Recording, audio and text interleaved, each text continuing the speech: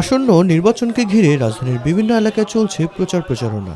শুক্রবার সাপ্তাহিক ছুটির দিনেও ব্যস্ত সময় পার করছেন 10 দলীয় নির্বাচন ঐক্যের বিভিন্ন আসনের প্রার্থীরা। সকালে রাজধানীর আফতাবনগরে গণসংযোগকালে এনসিপির আহ্বায়ক ও 10 দলীয় নির্বাচন ঐক্যের প্রার্থী নাহিদ ইসলাম বলেন, শেখ হাসিনার আমলের সেই পুরনো ধারায় নির্বাচনে মানুষ হত্যার রাজনীতি বাংলাদেশে আর চলবে না।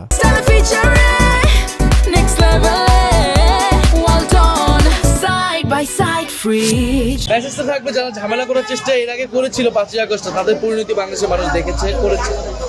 নতুন করে যদি সেই ধরনের পরিস্থিতি হয়, এটা 12ই ফেব্রুয়ারি ব্যালট বিপ্লবেই সেটা রায় আসবে।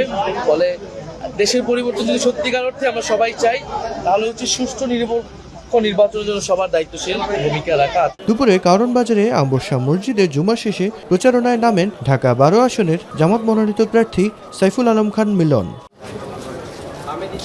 তিনি দেশের সার্বিক নির্বাচনী পরিস্থিতি নিয়ে কথা বলেন গণমাধ্যমের সাথে। নির্বাচনের মাঠে আমরা এখন হত্যা দেখছি এবং আমাদের শেরপুরের একজন ভাইকে হত্যা করা হয়েছে প্রশাসনের সামনে দিবালোকে। নারী কর্মীদেরকে ঢাকাসহ বাংলাদেশের বিভিন্ন জায়গায় তাদেরকে ভয় ভীতি দেখানো হচ্ছে, তাদের বোরখা ধরে টানাটানি করা হচ্ছে এবং তাদের পেটিকোট খুলে নেওয়ার জন্য নির্দেশ দেওয়া হচ্ছে। তো এগুলো খুবই আনফর্চুনেট।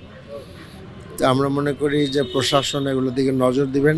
এর আগে রাজধানীর শাহবাগে শহীদ শরীফ ওসমান হাদির কবর জিয়ারত করে ঢাকা 8 নির্বাচনী আসনে প্রচারণায় নেমে 10 দলীয় জোটের প্রার্থী নাসিরউদ্দিন পাটোয়ারি সাম্প্রতিক সময়ে নারীদের উপর হামলায় নির্বাচনী পরিবেশ নিয়ে শঙ্কা প্রকাশ করেন। বিএনপি এখন হারার ভয়ে মহিলাদের উপর আক্রমণ করছে, বড় নিক্ষেপ করছে, একজনকে হত্যা করেছে এবং মাথায় কোপ দিচ্ছে, আমাকে ডিম নিক্ষেপ করছে, ঘুষি দিয়েছে, ইট পাটকেল দিয়েছে। আমরা আশা করি যে 12 তারিখে বড় ধরনের বাংলাদেশে পরিবর্তন হবে। মিফতা গালিব, মাই টিভি, ঢাকা।